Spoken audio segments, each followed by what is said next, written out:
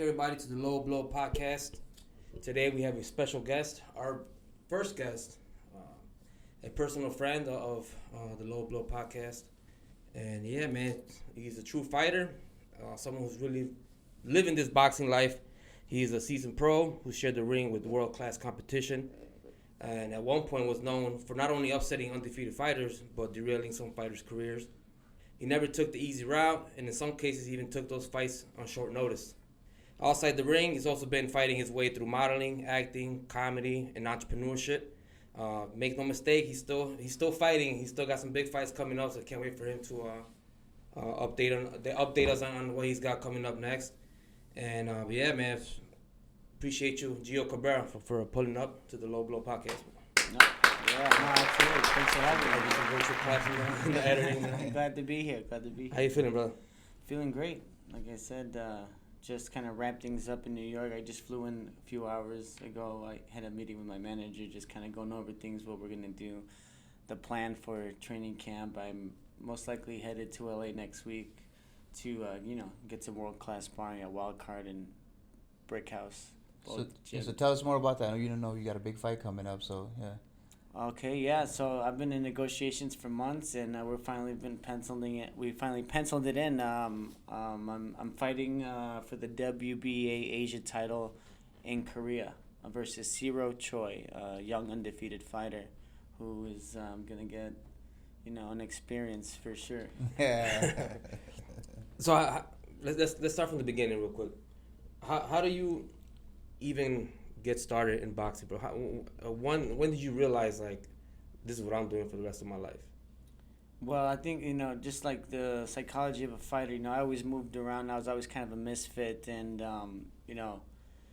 I was kind of bullied into a gang when I was younger. And you grew up here in Chicago just to... Yeah, I was born in Seattle, but I was raised between Chicago and, I was born in Seattle, raised between Seattle and León, Guanajuato, Mexico. My parents got separated, and I moved to the south side of Chicago. I was living in Canaryville and then Bridgeport, and around that time, I was kind of getting into some gang trouble. And, I moved. And then my pops came back into the picture, and we moved to the suburbs. And, man, it was just always a clash of cultures, always kind of having to start over, and that kind of mentality made me say, you know what, fuck that. I want to do something that I paved the way by myself. The only thing that matters is me versus the other man. And pound for pound, I believe I'm just as good, just as tough as anybody. And what a better way to prove that than boxing. So that became my thing. What really got me into boxing was, mainly that, but also watching Manny Pacquiao growing up was a big inspiration for me. Seeing a guy like Pacquiao, a small guy, go up and do these magnificent things, conquering 8 weight classes is like one of the most badass things. And I was like, if someone like him could do it, I think I would hope to be like him, and was striving for that and to try to be someone a menace, an athlete, a boxer. Yeah, and we'll get into it in a little bit, because you actually got a chance to spar with Manny Pacquiao, which is a crazy story. Can't wait to get into that, man. So you're in Chicago, you're in Mexico growing up, back and forth. Where did you start training? Was it in Chicago? Or? Yeah, actually, I started training in this gym near Summit, Illinois. You drive into Chicago, kind of smells right there. You're like, damn, what is that, man? No. It was Summit. It was in the parking garage of this park district, and it was this coach Lou Taylor. He was like an orphan from Vietnam. Very cool guy, very crazy guy. How old were you at this point? I was 16. Gotcha. 16. 16 is when you started? It was 16. I started at 16. You first put on the gloves? First put on the gloves. I started training there. I was my brother and my pops were taking me every day, and I finally found something that gave me identity. It gave me some kind of pride and self-belief, and I trained really hard. And my first fight, I got a 10-second knockout at this BFW near Summit, and I couldn't believe it. I really couldn't believe it. In 10 seconds, boom, he just ran into a left hand, and he was on the ground, and I felt this surge of power, man, and I was like, God, I didn't know that it was possible for me to do something like this. And the confidence that it gave me, I was like, I am a boxer. I am a fighter now. You know. How long between the time you started boxing, first went to the gym, to when you got your first fight, and then when you really felt like this is what I want to do in the long term? It's probably about 3-4 months. After you first walked into a gym? After I first walked into the gym and I had that fight at that BFW, and it was real sad. The guy, you know, that I was fighting, he was like 19 and or 18, and you know, he had just got his girlfriend pregnant. He's talking to me before the fight, telling me about how his life he wants to be, you know, a boxer to support his kid, and I'm just like, oh well, yeah, man, come on, good time. Get you to take it easy. Yeah, and then he comes in and then boom, knocked out first 10 seconds. It's actually, to my knowledge, one of the fastest amateur knockouts on record. I mean, yeah. I think Mike Tyson had the fastest. His was like 8 seconds, and there's been a couple of amateurs that I think come close to right around 10 seconds, but it's definitely one of the fastest around. So. Damn. So then you say that's kind of when you felt like, okay, this is it. I'm in here every day. You know, it was awesome to go back to school and say that I had a 10-second knockout. Guys, they would look at me. I was like a small, short dude, and they're like, yeah, right, man. But I promise you, they never fucked with me. They always had that doubt in their mind. Oh my God, can he fight? Can he fight? So at that point in time, did you think boxing is going to be my career? Did you have other aspirations during that time, or when did you? It was just a sport for me, but it was also I mean, I love the sport, and I was inspired. And you know, that first trainer, he religiously talked about Customato, who was Tyson's trainer, and like to me, the greatest sports psychologist ever. And talked about fear and mastering fear, and like I was obsessed with that, and I loved Mike Tyson, and that whole like, you know, channeling your energy and overcoming adversity and being brave in a fight is like, you know, something that was instilled in me early on, and it made me fall in love with boxing. I started to study you know, Customato, you know, his position as one of the cool old like minds in boxing made me start going down the rabbit holes of everybody else, and I started to. That's when I got into Muhammad Ali, and he freaking blew my mind. You know, somebody with so much passion and spirit and confidence, and like talking shit and like, you know, speaking whatever he believed into existence was fucking incredible. I was like, yes, there was something to that. I knew that talking and saying things over and over again to yourself and would allow me to become the fighter that I wish I could be, and I think. At that age, what about outside, like the gym? Were you still like very disciplined? Were you like training every day, or? Absolutely, man. I was training every day. You know, I would go to the gym every day. You know, push-ups and sit-ups, sparring guys, getting my ass kicked by guys that were, you know, better than me. But you know, that's how you know that you're a fighter. You know, you get hit. That's how and you fight back. And when you're starting off, that's when you see some guys don't like it. Some guys don't want to take the pain, but others are resilient enough to try to develop their skills and take ass whoopings. You know, it's like there's nothing more humbling than an ass whooping, and everybody needs to get their ass whooped every once in a while. You know? Yeah, a lot of motherfuckers do. And throughout your amateur career, you said you were 16 when you started, and then when did you turn pro? Well, so I won the Chicago Golden Gloves in 2013. I was 19. I was just out of high school, and I won the Golden Gloves, and that's the moment that I knew. I always been kind of a slacker of a student. Yeah. I always kind of talked back. I was more interested in, you know, having fun and joking around and watching movies and shit like that, you know. And when I was in community college, right when I won the Golden Gloves, and I won the Golden Gloves, I was like, I'm a champion, man. I'm the best in the city. I was like, I believe that I can go forward and become a pro. And I was going to school, and I was like, you know what, like this ain't for me, man. I would be daydreaming about other shit. So I was like, I know what my energy. I have, for some reason, you know, I'm lazy to do a lot of things. One of the things I'm not lazy to do is one of the toughest sports in the world. So I think that was a good sign that I should pursue it. And the fact that, you know, I became a champion really gave me the confidence that I needed. I moved to LA after that. So when you were going through that, did you think that's my option A, or was there another avenue that you thought maybe I'm gonna do? I don't know, another some sort of trade or something.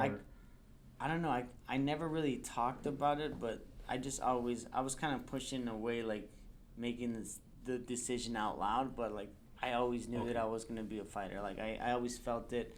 I was waiting to see other people's reactions, but hey, you know, it's my life, and my pops has always given me the liberty to do what I want basically, and kind of find it out for myself.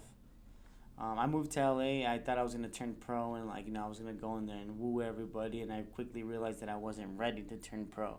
I was training at Wildcard. What prompted the move from you to LA? You just said, "Hey, fuck it, I'm getting my bags and heading over there," or did you get any sort of invitation from Wildcard? No, not at all. Not at all. I had that same trainer that first trained me. We went out there, and it ended up not working out. The guy wasn't really doing much. Wasn't really training us. He was just kind of going through the motions, and we're like, what the fuck, man? I didn't come out here to waste my youth and not be fully in it. So I separated from him there. I got a new trainer at Wildcard. This guy, Juan Jimenez, Superman. And he was in charge of the amateur team. I won a couple fights, and it was just too hard to be 19 in LA, not knowing anybody, fighting and working, and then doing that whole bit. So I was like, you know what? I don't think I'm going to stay here any longer. I went down to Mexico, to León, Guanajuato, and I said, me voy a foguear there. I wanted to get some experience. I wanted to get, But this was all boxing based, right? You flew to LA with the intent of turning pro. With turning pro. Then you went to Mexico with the intent of turning pro. Mm-hmm. And I just realized, being in Wildcard and seeing the pros there, I just wasn't at that level yet. So I needed to get more experience. I thought the best place to do that, to, get back to my Mexican roots and fucking find out that toughness, was to go back to León. And I started training out of a gym called the Gimnasio de Rocky, the Rocky boxing gym, perfect, right? In this area called El Descargue, which is where all the fruit and all the produce comes in. Real kind of shady kind of spot, But it was blocks away from where I lived in León, in La Colonia Obrera, a pretty dangerous neighborhood, probably one of the toughest ones in León. And it just so happens that the owner of the gym is Monica Gonzalez, and her son started training me, Oscar. Their buddy was a film major and started to develop an idea for a short documentary, which I became the main protagonist for, called Guantes y Navajas. Yeah. And it won all the awards in Mexico, and it was amazing to have cameras following me around as a 20-year-old kid in León. Giving me even more confidence, seeing that cameras are here and it's real and it's all kind of coming together. And I was like, you know what? I really see myself as somebody that can do this. And it won the Guanajuato International Film Festival, and it was shown at the Cannes Film Festival in France.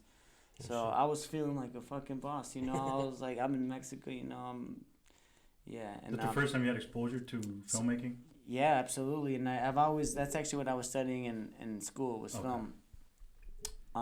Yeah, I fell in love with that, man. And they followed me on my journey. I became champion of León. I became state champion, and I became regional champion. And they followed me on the way on the state team to fight in the National Olympic Tournament, where I won a bronze medal there. Yeah. So, and they caught that whole journey, and it was just surreal, And nobody in León had really seen that, and it made me feel like I was somebody important, that I could be one of the top guys. Kind of prepares you for, like you said, having cameras in front of your face, right? That's crazy, man. You never know where life's gonna take you, right? So then you end up back to Wildcard, or you come back. And you were still an amateur, right? I was an amateur, yeah. I was an amateur. I had won the bronze. I was disappointed, but I was like, you know what? I have to try one more time to fight in the Olympics. Because that was the Olympic qualifying year, and I was going to represent Mexico in the Olympics. So I think I got a bad decision against a very good Mexican champion named Tiburon. Tiburon Sanchez, I think was his name. But he had won the gold medal 4 times in Mexico. And I think, they obviously gave the hometown guy. They weren't going to give a gringo the decision for sure, versus a guy who had been the guy. Yeah, man. Where was he from? Tiburon? He was from Baja California. I think probably Tijuana or something. But yeah, he was a badass dude. I think he had a decent pro career, but I don't know where he's at right now. How did he do in the Olympics? I don't know. I didn't care anymore. After I didn't make it, I was like, man, fuck the Olympics. What year was this? That was 2015. Oh, so for the 16 Olympics, yeah. right? Yeah. So I came back. I did the Olympic trials here, and I won one fight for the U.S. For the U.S. at Colorado Springs, and I got a horrible decision again, man. I've had bad luck.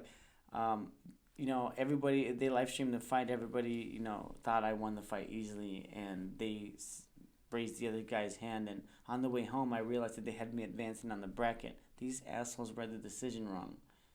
Oh, by that time, shit. I was already at O'Hare, and the thing was going to continue forward. I tried to challenge it, and they were like, okay, well, we'll get back to you. And then, how did you get word that the call they made was? Well, I mean, I looked on the bracket online. They had me advancing to the next round. I was like, what the? I was like, of course. Yeah. So how fast are the fights? What's the turnaround time on the fights? It was like I fought one day, and then the next day. The same day weigh-ins. Same day weigh-ins, yeah. And who was training you at the time that you decided to come back? At that time, I trained myself for that fight because my trainer from Mexico didn't have a visa and he couldn't come over here. So, but after I lost that, I was like, you know what, it's time for me to turn pro. And I was like, I couldn't justify myself going back to Mexico and fight for pesos when I could be fighting here for dollars, you know? Yeah. So. Wait, well, there's a lot of guys, especially when they first turn pro. I know Devin Haney was infamous for this. That fight, their first, I don't know, say 10, 15 fights in Mexico. But you were already, that's usually because they're under 18. Yeah. Is that not something you didn't consider? You said, maybe this is a way to kind of start my career, get a few W's in my... If I would have known anything about boxing professionally, I would have probably done that. But, you know, I didn't know anything about turning pro. You know, like most young fighters, they don't know anything about... You didn't have any sort of management? No, we're usually to the whim of our managers. Like, we have to believe whatever they say because we don't know anything. We're usually young kids, like, starting out, trying to figure it out, you know. Yeah. My father worked with this guy who recommended John Nocita, this Italian trainer from right here, from Mannheim and Fullerton, Leiden Boxing. Where George used to train? Or Don the Bomb George? Right? Yes, Don the Bomb George used to train there. Train there. Gotcha. Yep, used to train there. And down the street. So, yeah. Right down the street. So I started, I said, okay, let's do it. The guy was excited to have me, and, you know, we started fighting, and we won 18 straight fights. He got me signed, ironically, to a promoter in Seattle, where I was born. Yeah. And we started fighting at the Emerald Queen Casino. I sold it out more than any boxer ever. I sold it out 6 times in a row during my time there. So you started 0-0. This is going to be my new trainer. 0-0, yeah. First fight, I fought here with Bobby Hitz on a card. Easy, like, TKO stoppage from the guy that, you know, he really had no business boxing.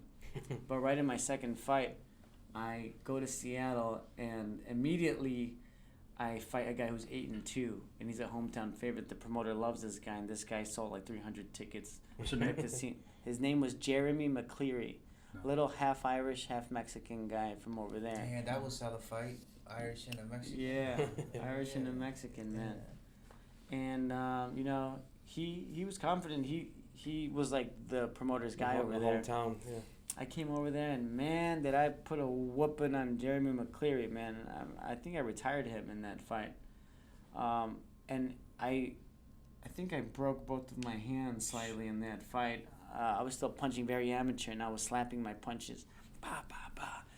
And I split his nose in half, bleeding, spraying people in the front audience, and, like, you know, I was covered in his blood.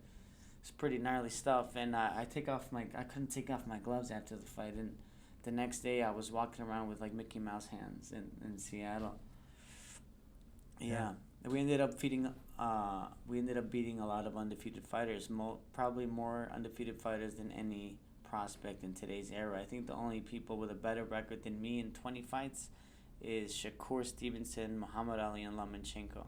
Look up your favorite fighter and look up their first 20 fights. Nobody beats 7 undefeated fighters, except for maybe one other guy. I think Stephen Fulton may have. Yeah. But someone said that to me from the boxing boys. He's like, hey, man, don't be saying that Stephen Fulton did it. I was like, okay, well, we're the only 2. Yeah. Up until that point, from both, I guess, sparring in your amateur career and then in the pros, who would you say was the toughest or most well-known opponent that you sparred with? That I sparred with? Yeah. Just leading up to either in a training camp or. I hadn't really sparred anybody big time. I mean, I had sparred like Alex Martin and Kenny Sims. Yep, from Chicago. But and those guys were the biggest guys. But I mean, if you're talking about like established like big names back in the day, it wasn't until I got to wild card. So I was 18-0. I was training with John, and as a fighter gets older, like you start being a kid, and when you come into your own, you want a little bit more respect. For me, I always wanted transparency and be treated like a partner. Yeah. It's my career. I'm fighting in the ring for my life and for my future. I'm not gonna be treated like talked down to or not be filled in or educated on the business. And most fighters, most managers, and most promoters, they're so fucking lazy to try to explain anything to a fighter like they don't deserve to give them that, Yeah. It's like I am the lifeblood of this sport. There is no boxing without me, without other fighters. So I think it's time, that, fighters need to be educated on the business, on the legal matters, on how to negotiate contracts, on what the industry norms are, and not just take advice or... You don't know any better at that point. Yeah, exactly. You don't know any better. So, a lot of people, will think a fighter is problematic, and I have been described as problematic, and that is one of the main reasons. Because, by your manager? Or are you saying just in general? Yeah, just in general. I think, just fighters in general who want a seat at the negotiating table are seen as problematic. Yeah. And I'm one of those, definitely.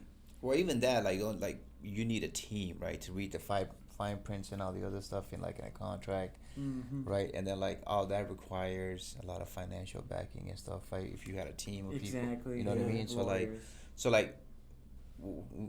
we jumping out. We could jump in out. So what do you think of the new format that Dana White and these guys are doing, where everyone's under one umbrella, right? So you have that provided to you, the league style, right? Like league style, right? I like the fact that he always makes good fights. He's not really babying anybody, and but I don't like the changes to the Ali Act, and I don't know.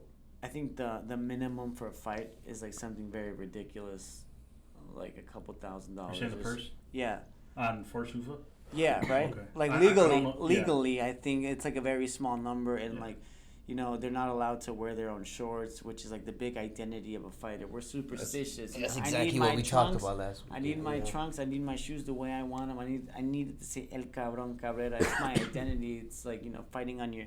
Yeah. It's your whole thing, It's your magic. Yeah, and not only that, but there's opportunities for sponsorships, to be able to make some money outside of the...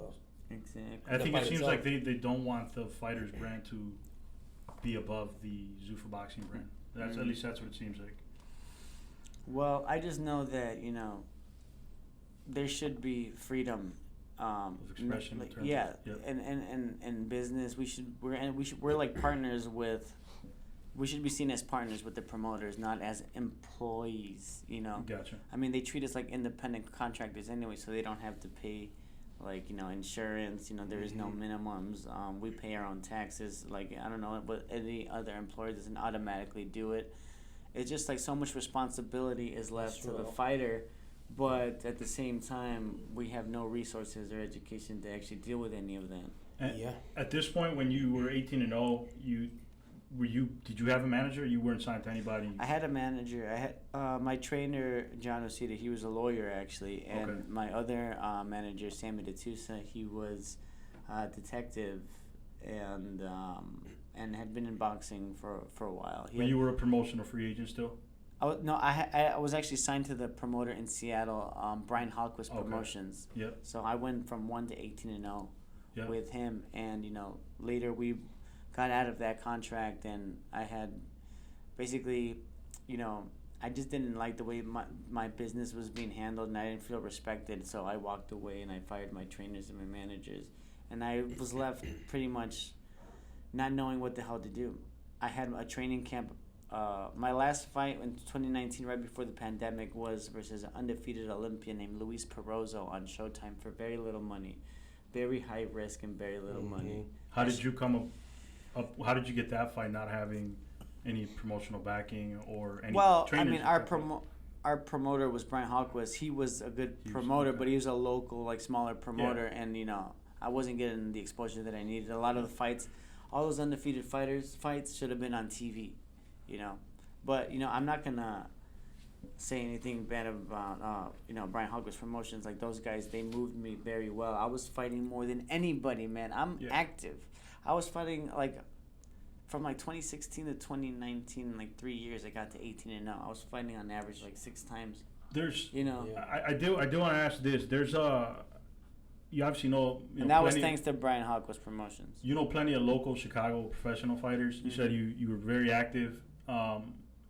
What do you think is causing a lot of the pros here in Chicago to not get as much exposure and not their activity to ramp up? I know some guys fight in Mexico, other guys fight in local shows, but you mentioned you were fighting in Seattle. What do you think is the big cause that's holding local fighters, especially in Chicago, from getting the kind of exposure that you were getting? Well, I mean, I think it's it all comes down to money, right? But these guys, what they want to do is they make fighters sell their tickets, and that pretty much pays their own purse, which is the funniest thing ever, because, I mean, that's the fucking promoter's job.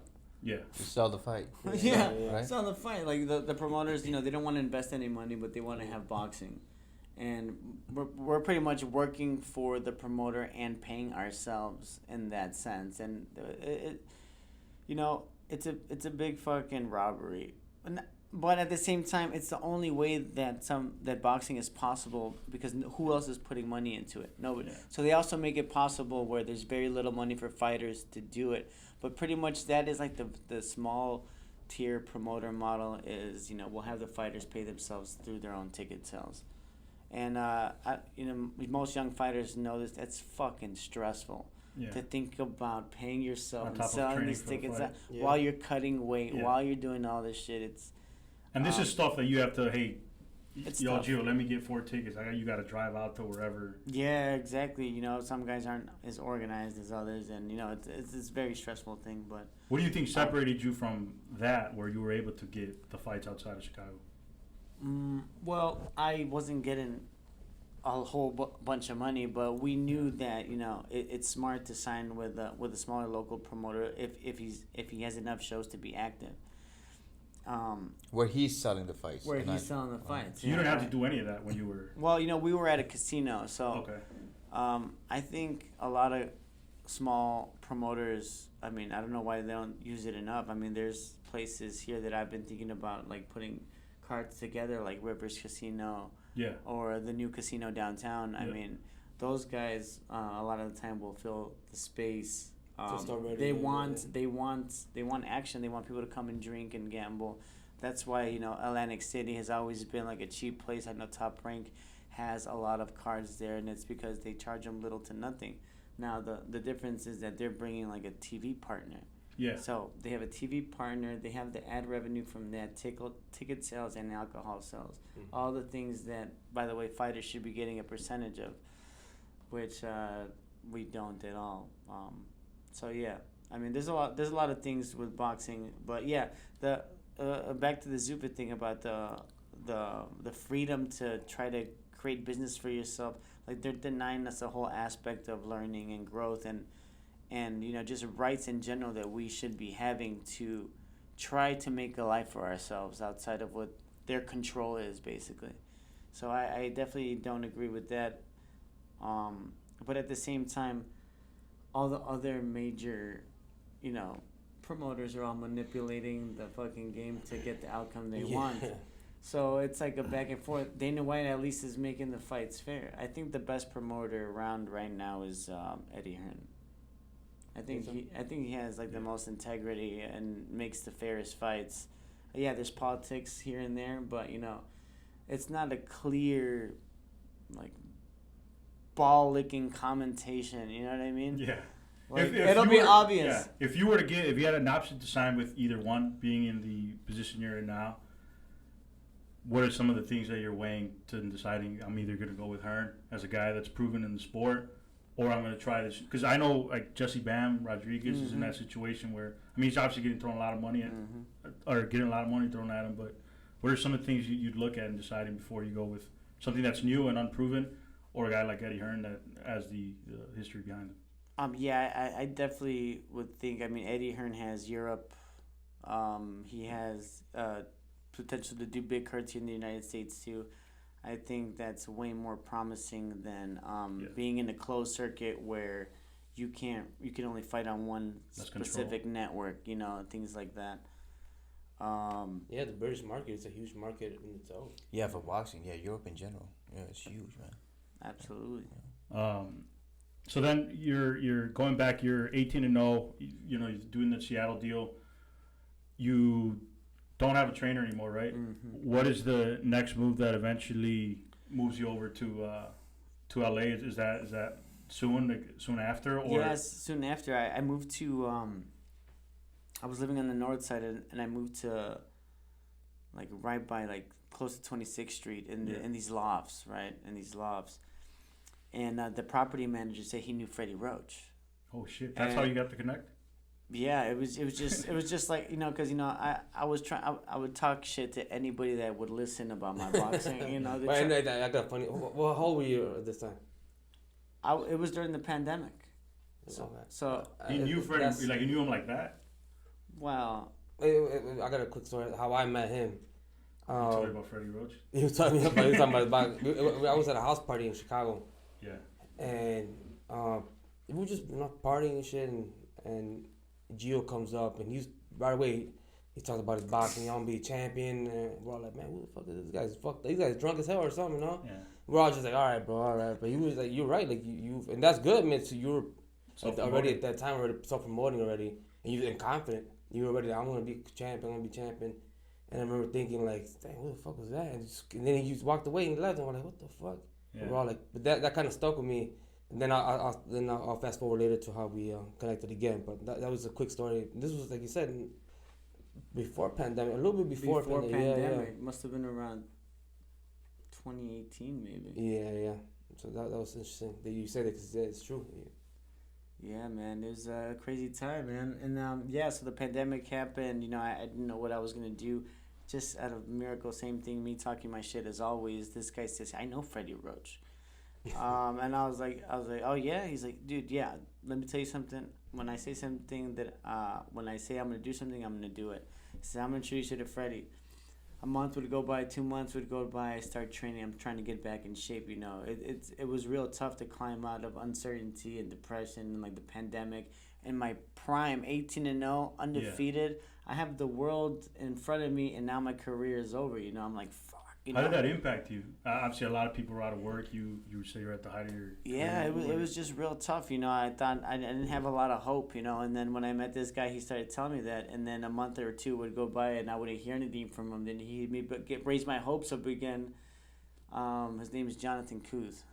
I love the guy, by the way. And shout out to Jonathan. Yeah, shout out John. Shout out to Kuz. Mm-hmm. And he finally one day says, "Hey, are you ready to go?" And I was like, "What?" He's like, "Well, let's go to Vegas. You're gonna meet my uncle. And if he likes you, he'll set it up with Freddie, like no doubt." So I packed all my shit in my car and my Mustang, and I headed from here to Vegas. I get to Vegas with the intent of staying there, or it was just a quick trip to see if it was just not knowing. Oh, this was here you're talking about. You were here. The guy who knew Freddie Roach was here. Yeah, he was here. He was property manager. Yeah, property manager. He said he knew Freddie. He was gonna introduce me to him. So I said, okay, cool. I thought he was in Seattle. Hey, that's an important message, man. Don't be afraid to self promote. Don't be afraid to put it out there, man. You never know. Yeah, man. I knew that one day. It's gotta hit. It's gotta pay off. It's gotta hit sometime, man. So he takes me to Vegas, and I meet his uncle. And his uncle had given Freddie Roach a job in the 80s, and he taught him how to do sales while Freddie was like a busser and like fighting at the Golden Nugget for like fucking like $300 a fight sometimes. That's what he said sometimes. Like but he would just fight all the time. He got so much experience. And I get there, and he likes me, and we do the whole thing, and he gets Freddie on the phone. He says, "Hey, Freddie, you know that kid that I was telling you?" He said, "I'm going to send him tomorrow." And he says, "Okay." Boom. He hangs up. He says, "Congratulations. Good luck, kid. Go do it." Hey. The next day I wake up. I drive to L.A. It's July 19th. It's my birthday in 2021. Yeah. July 19th. I just turned 27 years old. Damn. And as I'm arriving, it was a fucking panic because I was running behind the time that I was supposed to be there. And right as I get there, I see Manny Pacquiao leave. Oh, I didn't know that Pacquiao was like, it completely, like, you know, didn't cross my mind that he had just signed that fight versus Errol Spence. Yeah, we've ended up fighting Ugas. Right? Mm-hmm. Yep. No, he hit. Yeah, that's right. That's right. He got like the eye thing. Yeah. So Freddie, you know, so I get there and Pacquiao's leaving. I'm like, holy shit! There's a bunch of cameras and press and people outside, and I'm like, oh, I'm in the fucking mix now, baby. Like I felt like from having no hope to like being there and like everyone's there. I'm like, hell yeah! So I go upstairs. Freddie's sitting there. He's like, what's your record? I was like, I'm 18-0. He's like, you ever win any, like, you know, major stuff? I was like, well, I won a bronze in Mexico. And he's like, He's like, okay, well. Did you tell him this guy from Vegas sent me on the... Well, he already knew, right? Yeah, he knew. He knew. I mean, that's why he took the meeting or whatever. But he probably gets that all the time, too, right? Mm-hmm. And so I get there, and, you know, he's like, well, if you're, basically, they're like, you're on trial, you know, if you're good, you could stay, type shit. And I'm sitting there, I'm fucking fat. You know, I'm a little overweight. I was all fucking depressed back in Chicago. I'm picking myself back up. I'm back in the set. I got a chance to prove myself with Freddie. So I'm training there a couple of days, and on the second day, he says, hey, and I was staying at a motel. And he says, hey, Pacquiao wants to meet you. And I was like, oh, shit, really? What? He's like, yeah, you know, I don't know. Maybe if he likes you, he'll spar with you or something. And I was like, oh, shit, that's awesome. 5 minutes before he gets there, he says, Pacquiao just fired both of his sparring partners. He wants to get in the ring with you right now. Did he see any footage of you, or did he know anything? Obviously, you're a southpaw. They just knew that I was a southpaw, you know, and they probably knew that I wasn't going to hurt Pacquiao. Yeah. They didn't see me as a devastating puncher, so it's perfect for sparring, you know. Yeah. And, yeah, man, it was fucking surreal. I was like, oh, shit, like, this is the moment. It's like, you want to spar your childhood hero? Like, the fucking icon Manny Pacquiao, the devastator, the Mexicutioner. You're about to fight him right now. You're Mexican. Yeah, and I was like... You had no conversation with him prior to that? It was get in the ring and... Yeah, so he gets there. His entourage gets there, like... Manny had a big entourage. Dude, does, right? Dude, there's like 30 Filipinos, like Who are they're all part of his family? And they're all bien pinches payasos. Like, they're all like funny and like talking shit. Some of them, they're like, but you know, they're looking at me like, like, look at this fucking kid. He's about to get his ass whooped. And I'm like, man, I don't know. Is this a setup? You know, they're trying to knock me, because the Fox Sports 1 cameras were there. And, like, the Black Eyed Peas showed up, like, this fucking NBA players, everybody was there. Just to watch Manny. Oh, Black Eyed Peas, because one cat is Filipino. Him. There's Abdi App. He's there, and his family's there, and I'm like, oh. They were filming the Showtime, the All Access? Or? Yeah, like one of those things, and I'm like, it's like, this doesn't feel right, man, but... I fucking laced him up, and Pepe Riley, the guy he's been in my corner for all my fights with Freddie, he's there. He doesn't know me. He's just looking at me like he's like yeah, well, just do your best, kid. You know. Good luck. And I'm fucking nervous as hell. And I see Manny, like, you know, putting on his headgear, and he's bouncing around in the corner opposite of me, and I was like, oh shit. Were you? Was he sparring already? Was he sparring already? No. It was just me and him. Yeah, me and him fresh. So, dude, I was scared as hell. I moved like fucking lightning, and you know, I know how to control distance, and I was awkward as hell, and he couldn't get to me, dude. And I felt like, oh shit, like they're like, good job, you know. He really couldn't get to me for 4 rounds, and that's it. You know, it was just like the first day of sparring, and I got down, and I couldn't believe it, man. I was like, I belong here, man. I fucking did it. I just went in the ring with, like, you know, one of the guys that reason why I started boxing, one of my childhood heroes. And how was it being in the ring with someone like Manny Pacquiao? Honestly, it happened so fast. I was just, all I can remember was trying to get my ass whooped. Like, I was just moving and staying away. He would come in, and I would clinch him, and he didn't like the clinches and stuff. But were you trying to stake him too, though? Like, huh? Oh yeah, definitely. No, yeah, because it was deceiving. My timing is deceiving. You know, I would jab him, he would come in, I would try to stay away. But every once in a while, I'd slip in the left hand, he'd get pissed, and I'd clinch him. You know, so I was like, I'm not letting him fuck me up, you know. Well, that was perfect too, because Errol Spence is a southpaw, right? So it made sense on the. Yeah. And so I get down from the ring. Marie's Freddie's wife. She runs the gym. She's like, "Oh, man, your timing is insane. Like, Pacquiao wants to hire you to be a sparring partner." Wow. I was like, I don't know where I'm gonna stay. Like, I have no idea where I'm gonna live right now. And she's like, I would love the opportunity, but I don't know. She's like, go tell Pac that. And I'm like, fuck, I don't want to tell Pacquiao. Yeah. Right? So I was like, hey Pac, I was like, I would love to, really help you, but I don't know what I'm gonna do yet. And he's like, see that hotel right there? Don't worry, you're gonna stay right there. And he paid me $1,000 a week. Wow. To be a sparring partner for like 2 months, man. Damn. And I was fucking balling in LA. It was just as fast as I got that $1,000, I spent it. Yeah. I was going out to restaurants, talking shit, telling everybody. Is that when you kind of knew, like, holy shit? Is that your epiphany? Yeah. Shit, this is. Yeah. Ellie Sagbach did an interview with me. Ellie is a friend, and he shared it, and it went viral and stuff. So it was just like, I was feeling like I'm the shit, man. So it feels like everything's coming together, right? Yeah. Like you start to feel like, okay, I was right all along. This is where I belong. So then, at what point, when is the next big fight? You're sparring Manny Pacquiao, right? So then, what's your next fight after that? So it was tough because Freddie didn't really help me like managerially. Like nobody was helping me get a manager or fight, and one guy helped me, Steven Fader, really good guy. He had been in LA for a long time, good manager. He got me signed with Top Rank. He was friends with Brad Goodman, matchmaker for years, yeah. with Top Rank, and he got me signed with Top Rank, and Did you have an initial meeting with them, or no? It just I'd been working my ass off in the gym, and people were starting to think like, oh man, look, he's not gonna do anything. It's like after Pacquiao left, nobody really gave a shit. They're like, oh, you thought this was gonna last forever, kind of vibe. It's like now back to reality, motherfucker. And nobody really helped me. Steven Fader was one of the few. Pepe Riley always had my back. Steven Fader, they both were really good friends, and I signed a managerial contract with Steve, and he got me signed with Top Rank after like 6 months of training there. After Pacquiao had his fight and left, so I still had no fight, no money. It was tough. But I was actually living in the gym. Living in the gym. That's a lot of fighters in your kind of situation. I know Robert Garcia has a lot of guys that stay there. It's just kind of part of the. Yeah, I mean, a lot of gyms don't have that, but some of these guys do, and Robert Garcia does it. They really don't like to let a lot of people do it, so it's only like some people that they really believe in, and Freddie and everybody at Wildcard, they allowed me to stay there, and I was really grateful for that. And tell you, where were we?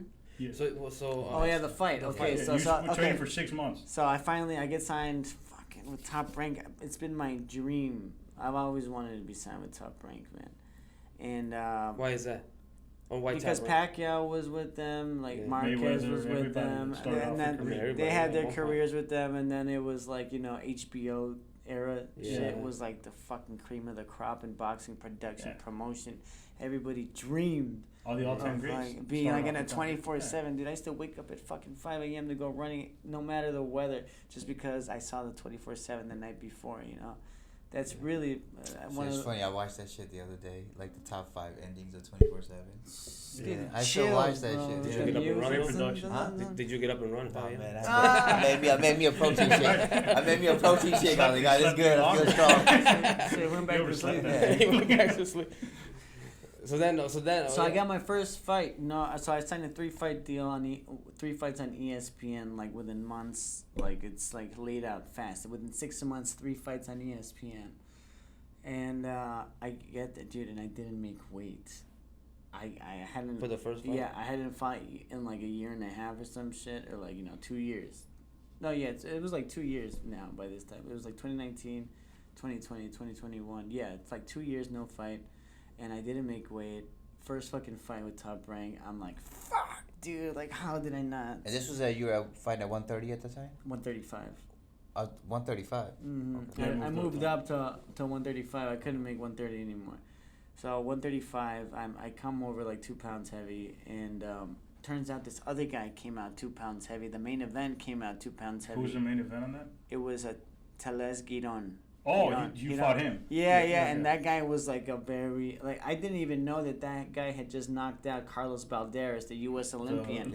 They showed so we didn't make weight, and then they're like that fight fell out. That guy didn't want to fight Giron or whatever, and then they're like, well, let's make these two guys fight. So not only did I get the main event, but my purse doubled. Oh shit! So I was like, yeah.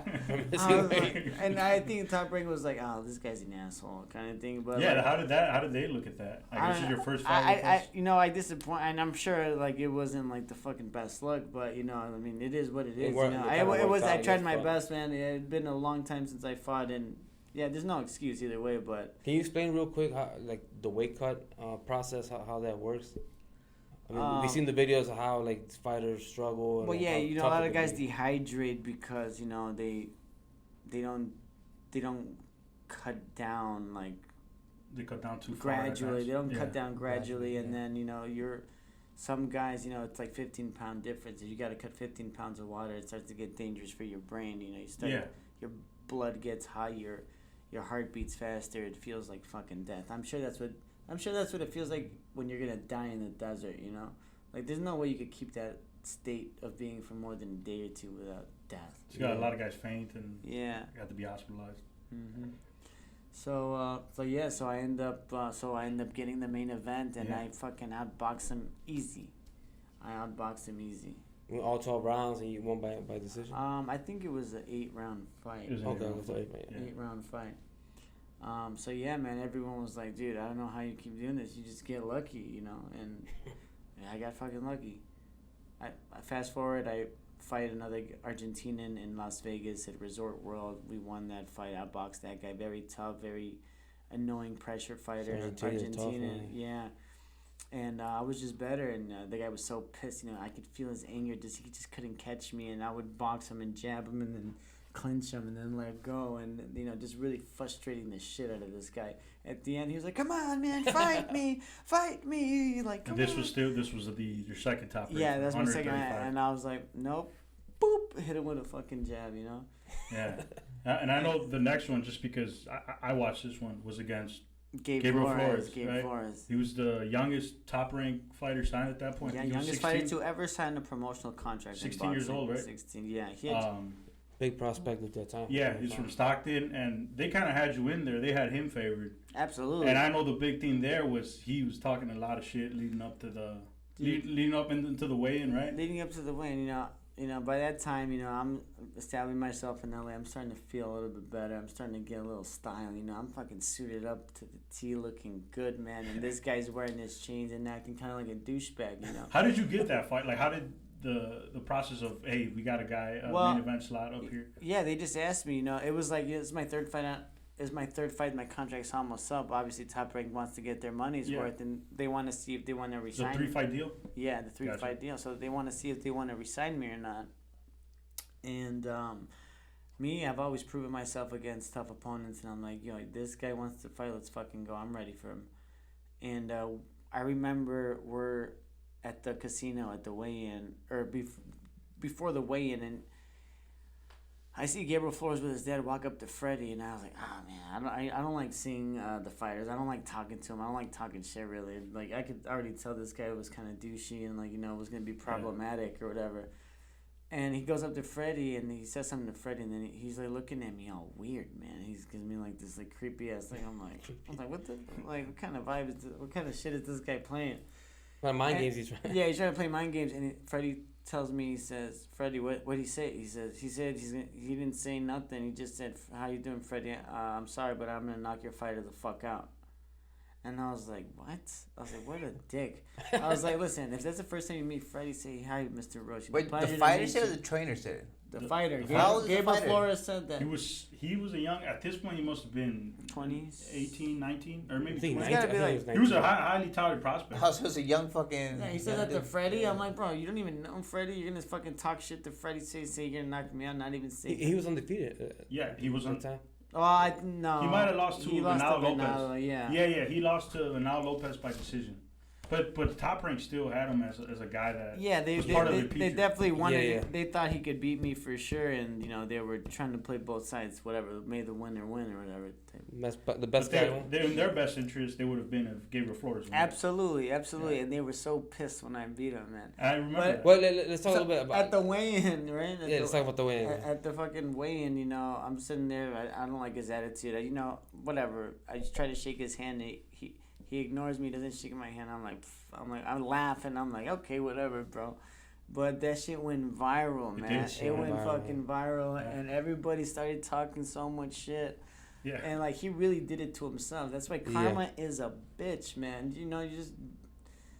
If someone's gonna talk shit to you, you could talk shit back. But there's a way to do shit. Ali talks the most shit out of everybody, and he's one of the most beloved fighters of all time. It's a big difference in character. Yeah, you know what I'm saying. Yeah, and it's different. Like you said, you try to shake his hand, and when you start doing that shit, and him, there's confidence, and then there's just being an asshole. Mm-hmm. You know what I'm saying? He nodded his head no, right? And then he didn't want to shake his hand. Yeah. In the first 6 seconds, boop. Right on and the ground. that's how he popped up back, because if you look up on YouTube or Google when fights go wrong, or when whatever when shit talking goes wrong, he just one of the fights that pop up it's so when that popped up, you say it went viral, and I was like, Gio Cabrera, I'm like, what the fuck, that sounds very familiar. Then my last name is Cabrera too, so I'm like, I gotta make sure this guy I think your shorts had the Chicago Stars. Yeah. I was like, oh shit, this guy from Chicago. And then I looked you up and hey, this guy looks familiar. This is the guy. Then I was like, that's the guy from the house party. I'm like, holy shit, he wasn't lying. Holy shit. And I think that's how we connected on Instagram through Gente Fina, the fashion brand. But man, that was huge. That was a huge moment for you. How was that? Right after the fight's over, you win. How was that in the locker room? You took him down in the first 7 seconds, right? In the first round. 6 seconds. You knocked him down again in the first round. I knocked him again rounds later, and then I knocked him again. I knocked him down 3 times. Yeah, it was 2 in the first, and I think 1 in the fifth. I don't know if it was 2 in the first, but it was 1 immediately after. Yeah. Okay. So you get the decision there. What's going through your head? I'm like, hell yeah, man! Top Rank is gonna love it. Did Barbaro call you? Nope, they didn't re-sign me after that. No shit. I was like, what the fuck, man? Yeah. And you know what? I unfairly parted. He destroyed their prodigy, bro. Yeah. But then Andre Ward was talking so much shit. It was so funny. Andre Ward, man, he's always been he's never liked me for some reason. He's like Gio Cabrera. I don't know, but in the commentary, you could always tell. He was like, Gio Cabrera, most guys have 2. I'm whooping Gabriel Flores' ass, and this guy. During the commentary. Yeah, and I had been I think Andre Ward had been part of Gabriel Flores' management or something growing up, because they're both from the Bay Area, and he's so salty that I'm whooping this guy's ass. I'm outclassing him, and he's like, Gio Cabrera, he doesn't really have a lot of tools. He maybe has 1 tools. He doesn't really have a jab or a hook, and just then I do something masterful that only guys that are, one, creative with their combinations, but also have the balance and just mind to even do it, was jab, hook, hook. It was literally a double jab, triple hook combination that sent him to the canvas right after he said that shit. Yeah. So that was it was real nice, man. And it was a real big disappointment that Top Rank didn't sign me back after that. What they said was that it wasn't exciting enough. That I wasn't exciting enough. Really? I was like, bro, that went viral. That went viral everywhere, and they constantly shared it for months after, always getting 50 million, 120 million views, 60 million views across all platforms. Fuck, what do I gotta do? So, what do you think was it then? That was the last fight in the contract, right? Yeah, they had also. I think Keyshawn Davis was coming up, and I think if I was coming up as a problem and different things like that, they're like, well, forget this guy. They wanted to build other guys. They didn't. I was like a sour taste in the mouth. One, I didn't make weight that first time. Beat their guy that they really liked. And then did it again with the upset against Gabriel Flores. You think that's one of the reasons? Do you think it could be your fight style and stuff like that? Maybe one what do you think was one of the other? But I mean, because in boxing, the other 2, I outboxed the shit out of him in the first 2 ones. But the third one, I did what they wanted me to. I went out there and I was like, I went to whoop his ass, and that's what I did. So it was very surprising to me that they didn't want that to happen. And then it was hard to get a fight after that. And I decided to go professionally different ways with my manager Steve Fader, just because I just wanted to explore shit for myself and try to figure it out on my own. And at this point, you're still at Wildcard. I'm at Wildcard. Is there any advice from Freddie Rose saying, hey, maybe look into this manager, look into they're like they don't like to get involved with management. Oh, it's strictly. Yeah, they just train and that's it. Gotcha. You know. So I was like, fuck, what am I gonna do? I don't have a manager. I don't know what I'm gonna do. I had a friend named Adrian Clark who had this, who was giving me advice during the pandemic when I didn't know what to do. You know, just kind of. And he had written a book called Protect Yourself at All Times, which is about educating fighters not to get advantage and about the business of the sport. So this was a guy that I trusted, and he had just started a management company called Fighters First Management. So I signed with him, and, you know, it was tough. For a while, we weren't getting any good offers. I got offered to fight Keyshawn Davis. I said yes. Back at Top Rank. And I don't know when this. I don't know if it was Top Rank, but yeah, I think maybe Top Rank. Whoever it was, I got offers to fight Keyshawn Davis. I said yes, and then I never heard from them again. And it made me feel good because I was like, okay, well now I know that I'm a problem for these guys, and they'd rather go the other way. That I'm gonna have to do something. And then we got the offer to fight Pitbull Cruz. Yep. What got that conversation was Maxie Hughes called me out on Instagram or some shit. He said, yo, you want to fancy a title eliminator? I was like, let's fucking go. Let's see who was in Mas Cabrón, you know? Let's see who's more badass. And nothing ended up happening, but boxing media picked it up, and now they were having my name in conversations with like the top lightweight title fights. Then Sean Gibbons, you know, he's very close friends with everybody at Wildcard because of Pacquiao. Pacquiao was Pitbull's promoter. Yeah.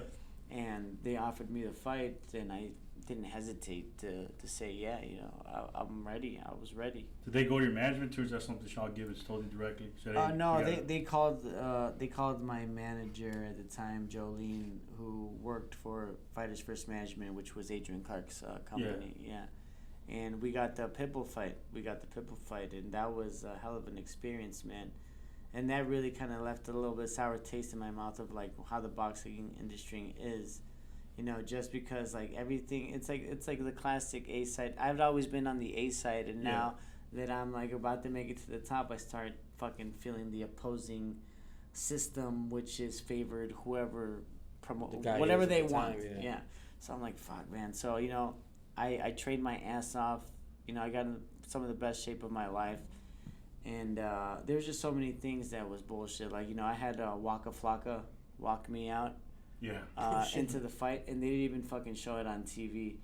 I didn't know. Yeah, I didn't know that. Just little things like fucking like how would that not make the show better? Yeah. Like, you know, they didn't do any. And I was on the main telecast too for the pay-per-view. Yeah, they didn't do any press for the fucking fight on me and Pitbull, because clearly Pitbull has the brain capacity of a fucking, you know, of a fucking dog. You know, I said if my dog was as ugly as Pitbull, I would shave his ass and tell him to walk backwards. God damn. But Pitbull was a funny guy though. How was he like? How was he in Pitbull, he's like this little fucking guy. You know, he kind of looks like Mexican Voldemort. You know, he's got a real muscular, ugly head. He's also a guy that doesn't like to shake hands. Dude, he likes to talk shit, and he thinks he's like little, like, you know, he blowing smoke up his ass. He thought he was like Mike Tyson and stuff. I was like, bro, what he's saying? You are like 5'5". You are an intimidating nobody, motherfucker. You know, and that's how I treated him. So yeah, just little things to snub the energy. Was there any shit talking between you and him, or him to you? Well, you know, he was like felt very disrespected because he thinks he's the shit, and I was like, bro, this guy's really hasn't fought anybody that good, you know. I mean, he fought Gervonta and he lost to Gervonta, and like, you know, everybody's like kissing his ass like he's the next Mike Tyson. Are you fucking kidding me? Like, not even close, man. Yeah. And so, you know, and right around that time, I had met this guy Jay Davis, who was like a comedy, a legend in comedy. You know, he used to do like the Laugh Factory and like started the careers of like many big time comedians. And Like the year before, I met him at the months before the fight, I met him at the New Year's party. And I was like, hey man, like I have this big fight coming up. I want to know like how do you guys get ready for like being in front of the cameras? You know, I love comedy, and he's like, oh yeah, man. I have this joke. It's like, I think we got along so great because I'm the only one to ever recognize him in public. You know. You like that? The guy, we became really great friends, and he told me to come by the show in Yamashiro, this beautiful Japanese palace in the Hollywood Hills, man. I actually had dinner with Apple Diab from the Black Eyed Peas when I was sparring Pacquiao there. Like I hit him up and he said, "Yo, come over here." And I didn't know that's the place where they shot Kill Bill, but I have so much history with this place, Yamashiro. And so Jay says, "Come introduce me to stage." So I started doing stand-up. That led me to start doing stand-up. I ended up opening for guys like Marlon Wayans, David Spade, This was after the Dane Pitbull Cook, fight? before the Pitbull, leading up to it. So by the time Pitbull comes on, I'm cracking jokes on Pitbull, like leading up to training camp. I'm fucking feeling confident and everything's going good. Waka Flocka's in there walking me out. Training is going good. How did the Waka Flocka thing happen? I met this guy. I was having lunch at this place, and I hear this one guy like being really funny. He's like fucking like doing Jim Carrey impersonations. This guy named Hayes Carter, fucking hilarious dude, and he catches my ear, and I just like, this guy's fucking hilariously retarded. I have to talk to him. And I start telling him I'm a boxer. He's like, dude. He's like, fuck yeah, man. He's like, you know what? Waka Flocka gotta walk you out. I was like, come on, bro. I was like, you're just blowing smoke up ass. Everybody in LA is a bunch of shit talkers. They just want to say shit and then never follow through. And he FaceTimes Waka Flocka right there. And he's like, hey, Waka. Yeah, I guess he like knows him really well. It's like one of his close friends. And he answers the phone. He's like, yo, this is Gio Cabrera. He's fighting Pitbull Cruz, T-Mobile Arena on the undercard of Earl Spence and Terrence Crawford. Do you want to do it? He's like, oh, say less. He's like, let me see him. He's like, hey, yeah, Gio Cabrera. He's like, yeah, okay, we're fucking good. I'm there, man. Damn. So, That's kind of fucked up. I didn't even know that they didn't fucking show that. it's shit, such man. bullshit, you know. Yeah, And then I realized why, you know, because the next fight, fucking Eminem walks out Terrence Crawford. You know, I guess they would have taken away something from the performance, like two rappers back to back. That's kind of stupid. It's all bullshit. It would enhance it, if anything. Dude, I was like, the only time in my life I would think like. For the first time, I was like, "Will the real Slim Shady sit the fuck down?" This motherfucker ruined my moment. When you were in there with Pitbull, obviously he's known as a guy that's a pressure fighter. Yeah. How was he in the ring? He was strong, man. But you know, I think a lot of like being able to take a punch is being in immaculate shape, and like, you know, I was just as ready as him, and I'm physically bigger than he is. So a lot of guys, you know, but I was nervous about his power at first. Yeah. He cracked me a couple clean ones because I fight with my hands down. You know, my defense is a lot better now, by the way. But yeah, I fight with my hands down, and a couple times I outboxed him easy rounds 1 through 5. You know, in the middle rounds, you know, when I got a little tired and we had to stay right there in exchange. He cracked me with a couple of good haymakers, but you know, conditioning and fucking pride made me eat that shit like nothing, dude. You know.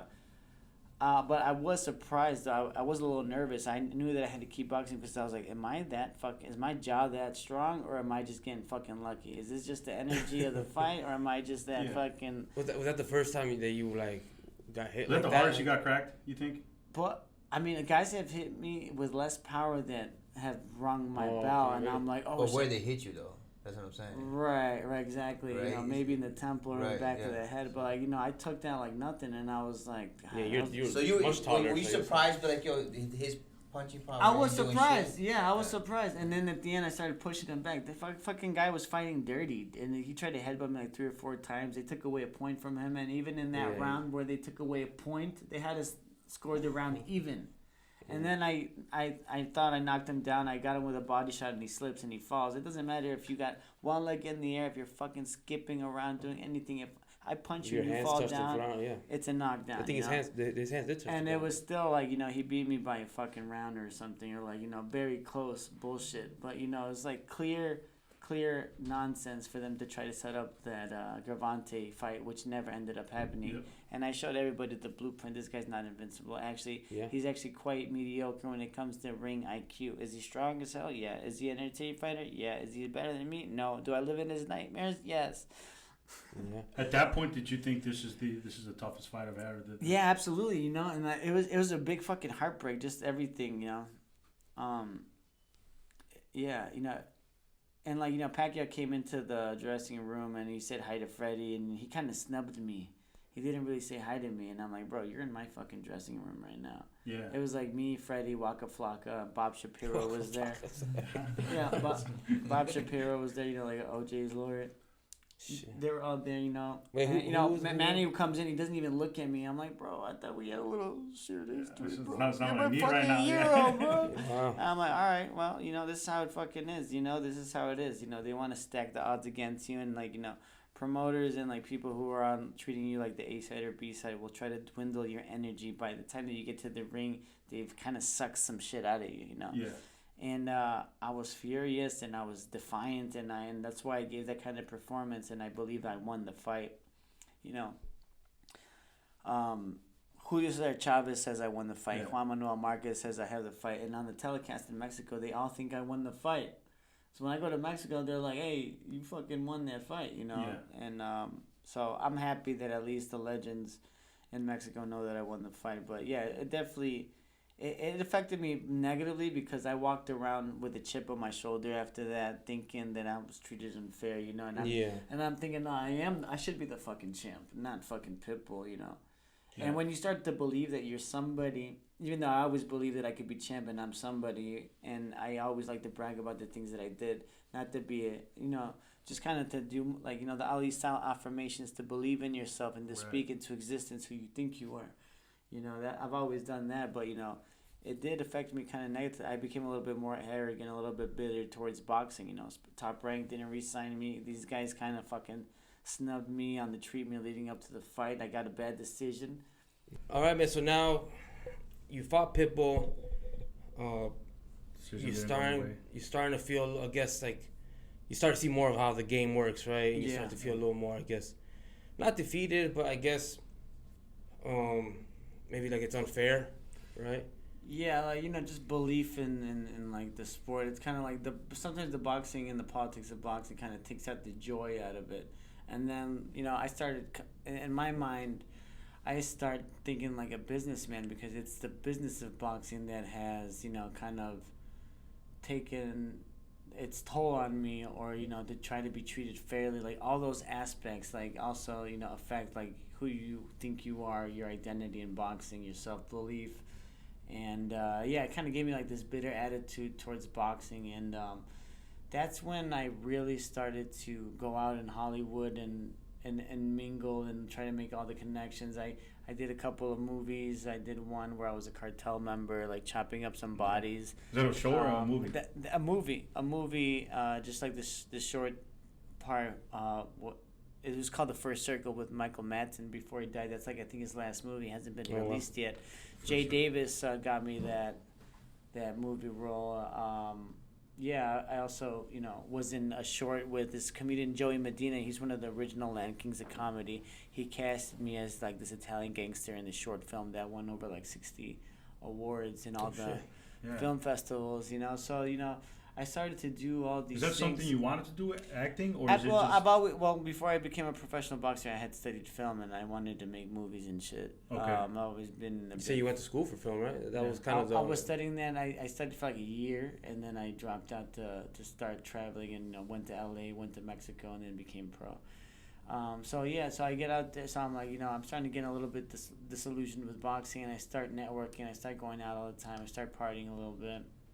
And, you know, just doing the whole bit in Hollywood because I realized that, you know, this is kind of a rigged game based on, you know, like who they want to win. And it's, so I was trying to do things in entertainment that would expand my image enough to kind of counterbalance the politics of boxing. If I was able to be successful in Hollywood, then maybe I can I could bring that as, you know, as leverage to like be treated like more like on the A side again, especially when, you know, I haven't been signed to a major promoter most of my career, so, you know, it's very hard for a promoter to take my side or want me to succeed when I'm like literally coming and ruining the plans of like guys they've built up over the years, you know. Yeah. And so yeah, man, I started doing stand up a bunch. You know, met a bunch of comedians, actors, directors, writers, and stuff. Wait, what's harder, boxing or stand up? Stand up, bro. Stand up is fucked up, man. I mean, you go shit. You go there and you bomb and see what the fuck that feels like. It's way worse than any ass whooping. Wait, of course, everybody fucking bombs, but I've also killed it. So yeah. I think the hardest thing to do is to make someone laugh, bro. Shit. Yeah, absolutely. Right? Well, I don't care. What prompted you to do that one? I mean, the acting seems natural because that's what you want. Well, I've always been a big fan of comedy. My dad grew up, you know, showing us like Chappelle and like, you know, all these different guys, and like I'd go to school in like 6th grade, fucking cracking up, talking about Chappelle's show to like the kids that they weren't allowed to watch that shit. I always felt like badass for that, you know. And it gave you kind of like an inside humor that was different from a lot of guys, you know. So yeah, so I started doing all these things, you know, and you know, during this whole time, one of my really good homies, the guy Hayes who introduced me to Waka Flocka, he introduced me to James Brown, former artist, signed to Columbia Records, was touring in this band called Matrimony, and he became like this major like businessman, and he had this podcast called the Unimaginable Podcast, and he had me on as a guest before the Pitbull fight. And we didn't talk for a while, but then we reconnected and became really good friends. And, you know, that's just like one of my main fucking homies, one of the realest dudes that I've met out there. And he really believes in me. He's seen my struggle and my journey the whole time. And after the Zepeda loss, you know, he was just like, damn, man, like, why the fuck aren't you succeeding? And I was like, well, you know, it's a lot of mental things, but also just like the business and you know, I was really distracted, and I just felt like I needed a change, and I wasn't ready for Zepeda in that moment, and I also didn't make weight. I lost fucking 50 grand. How did the Zepeda? You had a tune up after Pitbull Cruise, and how did the Zepeda fight come about? Well, yeah, they just called me, you know, they called my management and they offered me the Zepeda fight, and of course I said yes. I mean, Zepeda's a damn good fighter, but I shouldn't have taken the fight because I wasn't ready mentally to take that fight. But I would love the Zepeda rematch. I believe that I could beat him. I'm just as strong as him, you know. I was cracking him early. I showed that, you know, I could hurt him and I could hit him. It's just, you know, the mentality, the preparation, and the weight cut all accumulated for me not to be ready. And, you know, I got caught with a body shot. I thought I was counting out a bit early, but I should have never been on the ground from a body shot. That's all just comes down to a bad weight cut and conditioning, you know. No excuses. All respect to Zepeda. He's a fucking really good fighter, but you know, he just lost, and if he wants to fucking run it back, I'm fucking here for it. Let's go. Yeah, I'm here for the smoke. Let's make that happen, baby. I'm here for the smoke.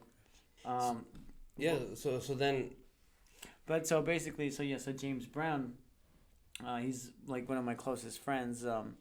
And, you know, he's very well connected. And his wife is Danny Bernfield, the president of Artist Equity, was a former, which is Ben Affleck and Matt Damon's film studio. She did like Ford versus Ferrari. She recently just did Rip with Matt Damon and Ben Affleck. You know, she's big time Hollywood. Wow. And, you know, they see me as this talent and they like me, and I've been a very close family friend to them. And finally, out of the fucking blue, I get an email. You know, and I've been. Well, actually, we should talk about the Abdullah Mason thing. Oh, I was gonna ask about that. Because I got the Abdullah Mason thing, and I'm like, hell yeah, finally I'm back, baby. I'm gonna fight a young undefeated fighter. I'm gonna kick his ass just the way that I came in, beating undefeated fighters. This guy's too green. He's not ready for me, so I accept the fight. I decided after Zepeda I needed a change, and I felt like, you know, I kind of. The energy wasn't great for me at Wildcard anymore, and I wanted to try something new. So I thought the next best thing was to go with Justin Fortune, who was, you know, it was actually close to where I lived, and he had been Manny Pacquiao's strength and conditioning guy for many, many years throughout the prime, basically, except for the Ariza years. And I went there, and everything's good, you know. I had things in the works. I had been in negotiations for a project that I can't really talk about with Balboa Productions and Sylvester Stallone. A major project in Hollywood with like, you know, some of the fucking icons, like, and nobody knows this shit. And it had just after a loss, and I was going through a lot of personal stuff at the time, and I'm building this energy, and like people in Hollywood are talking about this projects with major producers and major investors that they want to do this thing. Yeah. So, you know, I'm telling Fortune about this stuff, and he's like, yo, this kid's, you know, nobody talks like that. This kid's obviously onto some shit. And Frank Stallone, I know Frank. Frank is Sylvester Stallone's brother. I'd met him with the guy who got me on that Quantum Leap show, Robert Solly. So all these things are like interconnecting and shit, and now I'm getting like some leverage in Hollywood. And, you know, Ellie Seckbach was at Justin Fortune's gym, and I had told Ellie about these different business ideas and my partners with producers, and he got me a manager named Ben Faruqi, who is the guy in England who is Boxing News, which is like one of the oldest boxing or fight news. It's one of the oldest boxing magazines, like kind of like Ring, right? And so, you know, I got everything going for me. I'm back. I'm with Justin Fortune. I'm getting in shape. I'm thinking I'm getting in Pacquiao shape.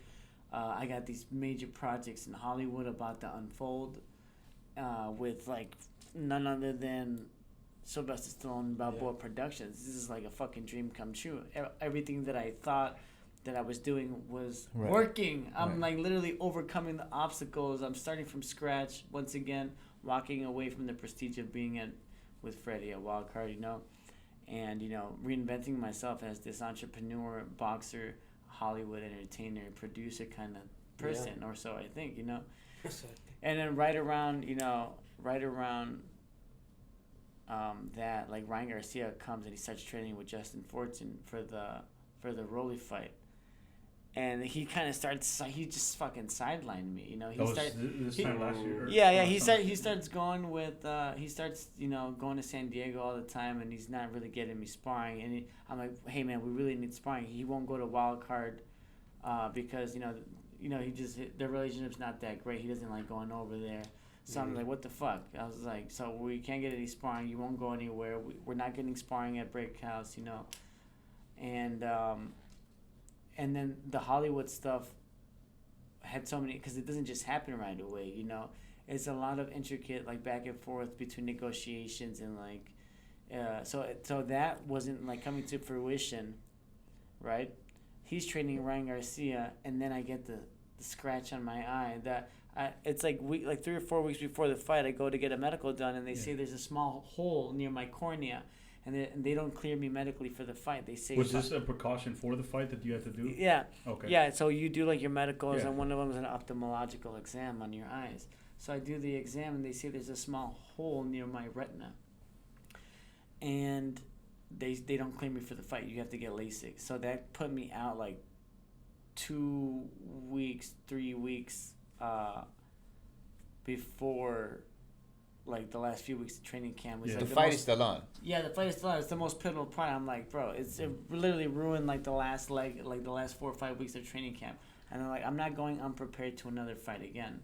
So I chose to fucking care about my safety. I got the LASIK, and I was just like, nah, you know what? I'm not gonna take this fight. And I think that kind of like, and then the Hollywood stuff wasn't taking off, so like he kind of lost faith in me at that point, you know. Right around this time, the ice shit starts to happen in LA. And, you know, it's kind of like that came full force of me embodying everything rebellious. One, against the fucking industry. Two, just, you know, just systems in general. And, like, you know, I'm feeling like I'm getting, you know, treated exactly how all immigrants are treated, you know, kind of just unfairly by systems, you know. Yeah. And, you know, these are my people, and I'm just like, I can't fucking stand for this. So I go down there when the first... You're still living in LA. Yeah, the first protests start. I'm out there on the front lines in the protests, you know, chanting, and, you know, for our throwing people. Throwing shit up from the bridge and shit. Yeah, no violence, peaceful. We're peaceful protesters. But, you know, I just felt like this complete, like, rebelliousness towards authority and, like, systems and shit. And I'm like, man, fuck that. This is the time to stand up against, you know, against corruption, against the mistreatment of people, because it just represents the Mexican represents, every injustice done to an immigrant by the power system, basically. Yeah. And it's the same. It's a reflection in boxing too. That's what we're the most taken advantage of. People. The immigrant of every era is the best fighter. Every era struggling classes are the era's best fighters. It's the story of boxing, bro. Yeah. You know what I mean? And it really pisses me off that nobody in boxing says anything about this. It's like literally we are the engine of the sport, and you just sit there and fucking and don't say anything. We have like the most powerful fighters, some big voices, really important in culture, and everyone just kind of standing by. And I'm like, fuck that, I made a decision that if one day there was a time where I was going to be able to use my voice to speak up, that I would do it. Was being inspired by Ali and guys like that. It was really part of like something that was very important foundationally for me. So I'm at the protest, and we're sitting there and we're at the front lines of the protest, and these cops didn't look like regular cops, man. They look like fucking soldiers, man. I'm telling you, these guys. You've seen cops. They're kind of goofy, most of them. They're like they're like goofy looking normal dudes. These guys had hard faces, and we're sitting in there and they're starting to push us back, and like I can't fucking move. I'm like stuck between a wall of people like Jon Snow and shit at the Battle of the Bastards. I'm like, oh shit! I think these guys mean business, So they start pushing us back, and one guy like holds out his arm to like go like this, and then the cop just fucking hits him with a baton, boom, and everyone starts to panic. All the cops start hitting people with batons. I'm like, oh shit, run! I try to fucking run back, and I'm stuck, and they start throwing tear gas into the crowd and rubber bullets. One guy gets shot in the neck right next to me. He fucking bleeds all over my pants and shoes and shit. I'm like, oh my god, this is getting real, bro. I gotta get the fuck out of here, And man, but I came back the next day, and I was there, and I just wanted to show people, and like people, it's important for young kids to see that people like you matter and like are fighting against that. And I went back to the gym, and after the weekend of protesting, and Fortune was like, hey man, you're gonna be fucking political, get the fuck out of my gym, take that shit back to fucking wild card. You're saying fuck Trump, fuck this. He's like, nah, we don't fucking do that shit. If you're gonna do that, get the fuck out of here, never come back again. I was like, what? I was like, you're fucking Australian, bro. It's like, it's like, bro, you're gonna tell me, you're saying you're not being political. You're being political by telling me not to fucking be political. I didn't tag the gym. I didn't fucking say anything of the sort, Yeah. So you weren't putting the gym out there. Nothing of the fucking sort. It's like, bro, it's like you trained with Manny Pacquiao. Manny Pacquiao's literally a politician. He's a fucking senator. You know what I mean? I mean, obviously it's fucking Pacquiao. He's like one of the goats. But I mean, I'm just saying, like, it's all fucking bullshit. Yeah. I think he just got fed up with me and he lost belief with me and he told me to get the fuck out. He kind of took that as he needed an excuse. Now I really felt like, man, I was like, I can't be here anymore. I was like, I needed to get my head together, and I needed to come back and get back to my roots and reconnect with my family and get my head on straight. And I came back here, and I got offered the fight in Korea by fucking miracle. So how long have you been back in Chicago? So James Brown, I asked him to be. It was like he's a fucking maniac in business. Like, this guy's like one of the smartest, most successful people I know. He's so chill too. That's crazy. Yeah, and I told him, I was like, hey man, get on the phone with me and like take this call with me, huh? So we get on the call with the promoters from Korea, and he can talk to anybody. He's real fucking smooth, real professional, making me look really good.